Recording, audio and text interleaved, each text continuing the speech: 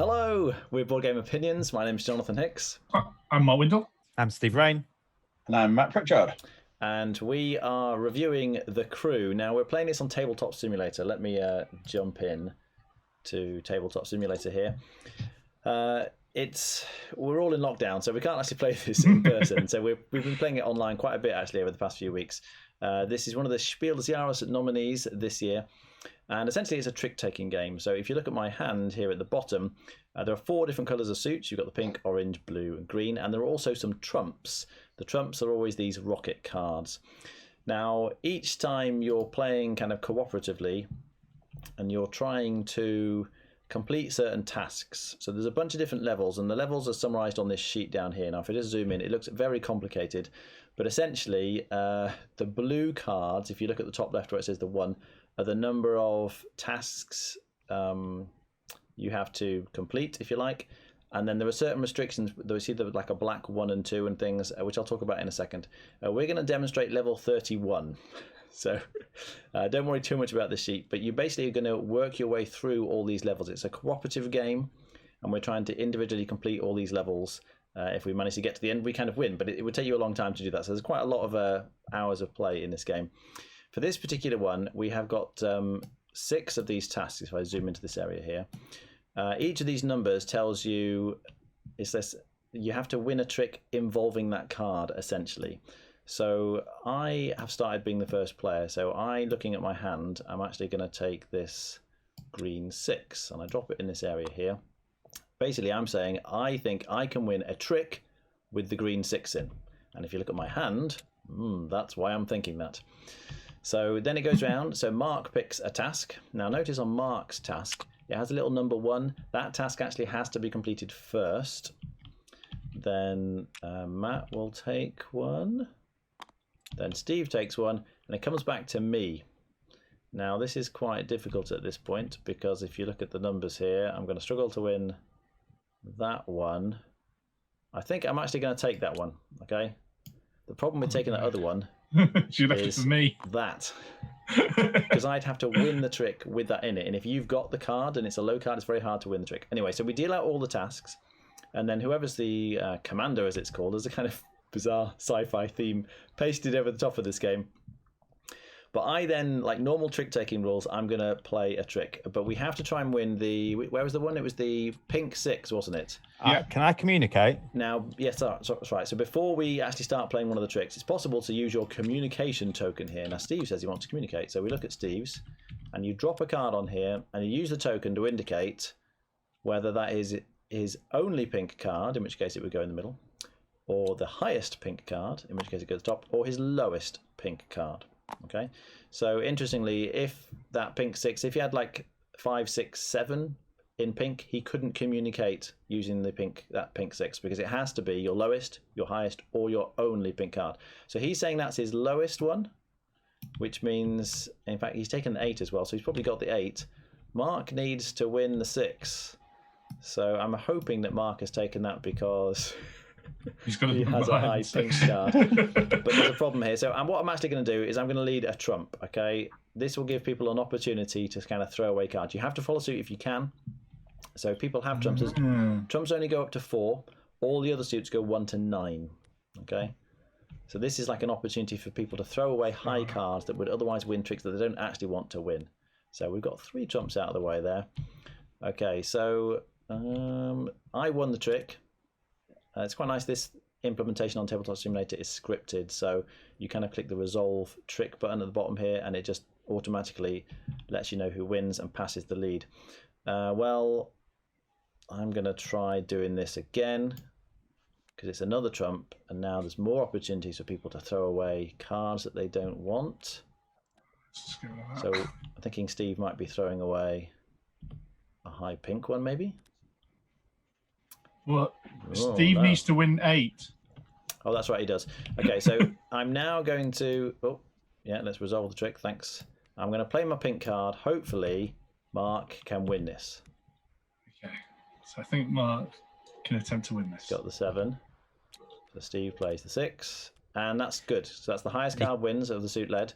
And you can see my communication token has flipped over. I can't communicate again. So he's played that card, which means that prevents him. So we click the resolve trick button, and notice Mark's tile automatically flips over to say we've completed that task. That's great. So now we need to do task number 2, which is the green 7. Now, we're not going to play an entire game. It's just to sort of give you an illustration of how the game plays.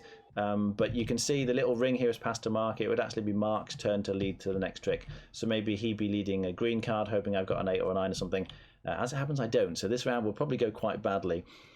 So as you can see, to start with, if we go back to this horrific reference sheet, at the top left where it says the 1, you just have to complete one task. So there's only one of these little squares. So that's a pretty easy level. But then on the next level, there were 2 blue cards you see there. So you've got to do 2 tasks. So the difficulty kind of ramps up as you go through all the different levels, but you're all working together to try and make sure the right person wins the right trick. And as Steve has illustrated, you can only communicate once in the entire game by sticking one of your cards out and putting the appropriate token on. So choosing when to do that is also quite interesting. All right, what do we think? Mark?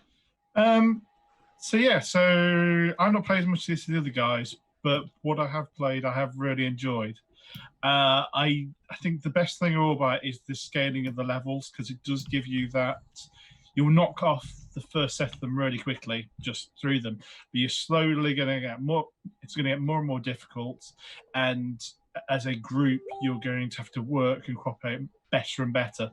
It's much like I'm sure there are other good examples, but it's like a game that you'll be good to learn as a group, like Hanabi, which these guys again know better than me. But as in, you will build as a group. I don't think this is quite as brutal as Hanabi with all the like systems you can play with it.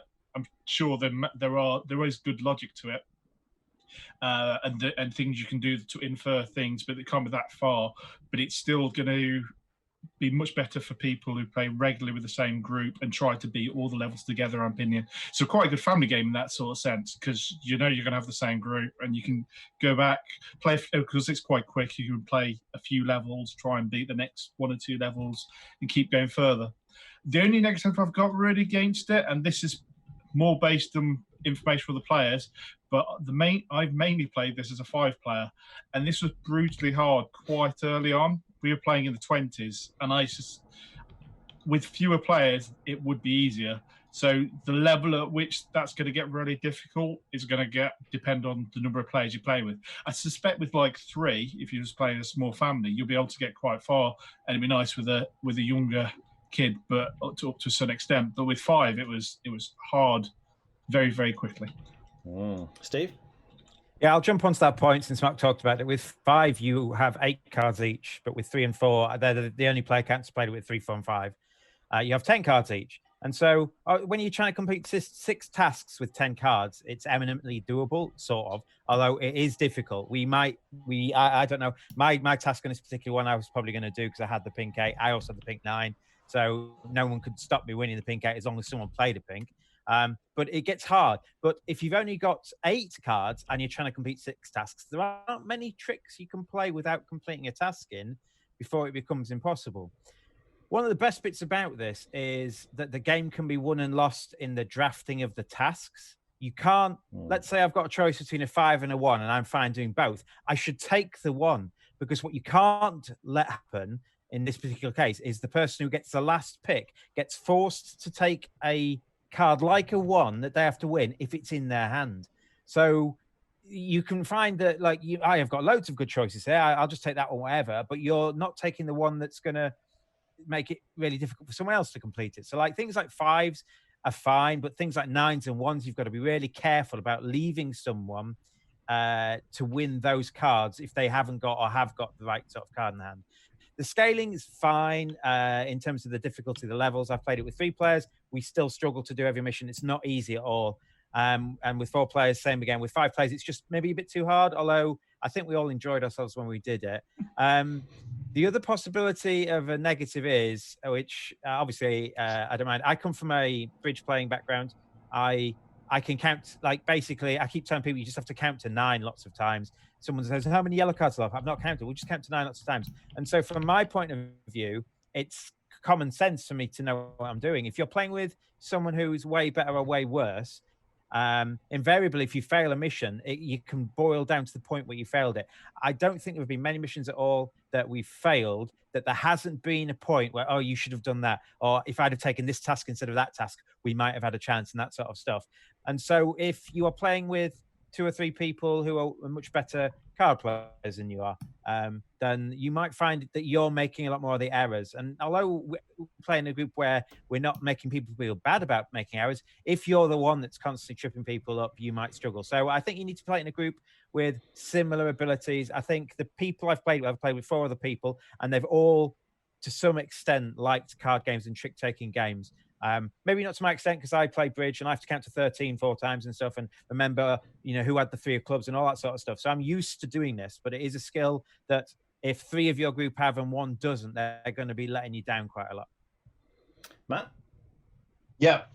So, like Steve says, his bridge experience really comes into this, and playing with Steve gives us kind of a lot more insight into how we are doing with the game. So I think we're improving a lot by playing with Steve, because he points out, yeah, you should have done this, you should have done that. And if you don't have a Steve in your group, it's maybe going to be harder than we found it. One of the things with the difficulty levels is it's really very dependent on the tiles that get flipped. Some of the games we've had, even if there's been a lot of tricks, have been really easy because the tiles that came out, there was an obvious choice. It was like, oh, there's the 9. I've got the 9. I'll take that. That's really easy. But you've got things like, if I get things like this with the 1, that has to be 1/3.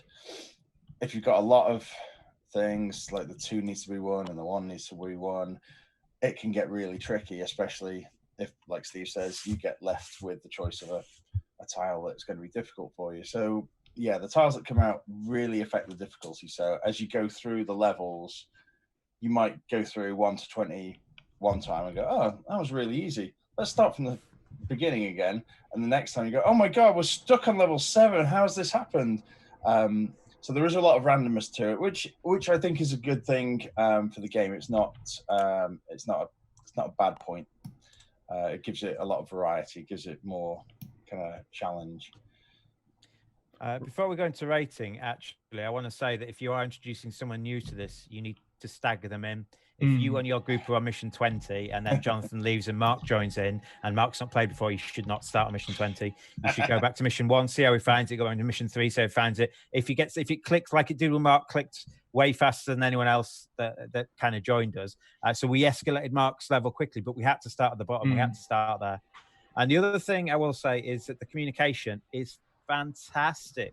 I've played a lot of these games, like cooperative games like The Mind and The Game and something like that, where you're cooperating, and Hanabi to some extent as well. There's limited communication, and a lot of the communication is ethical, but this isn't. It is complete. This is what I've got. As long as you don't say what's in your hand beyond the communication you're doing there, absolutely fine. Absolutely needed. Not overstepped its marker. And when you say that the yellow 2 is your lowest, what's that mean? Well, no one needs to win the yellow 2. Why would you say the yellow 2 is lowest? It's clearly your lowest. You haven't got the 1.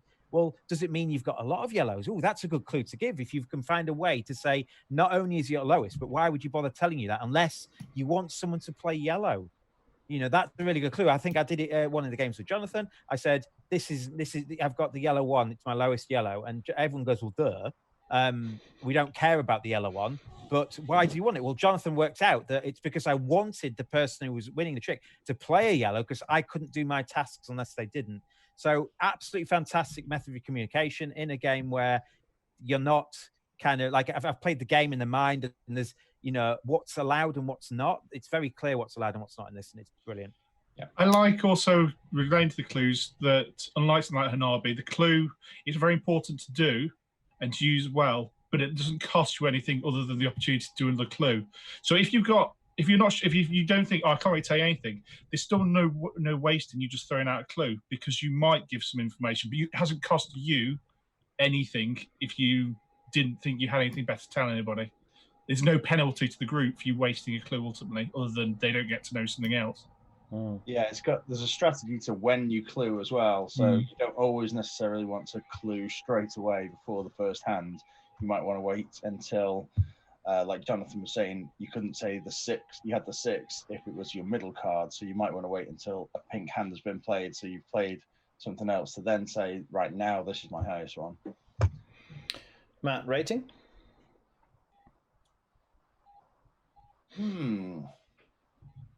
I would give it 8.5 out of 10.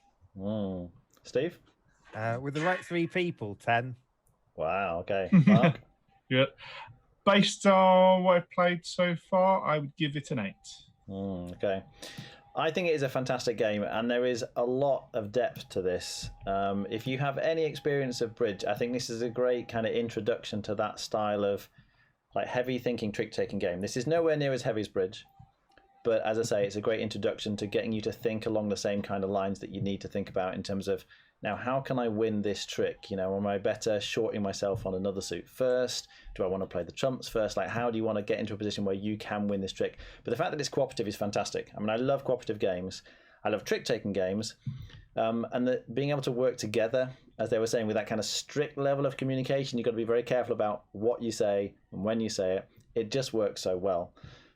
So this is easily my favourite trick taking game, and I would be on a solid 9 out of 10. I think it's just superb as games go. Highly recommend it if you like trick taking games at all. All right, thanks very much for watching. We'll see you next time. Bye.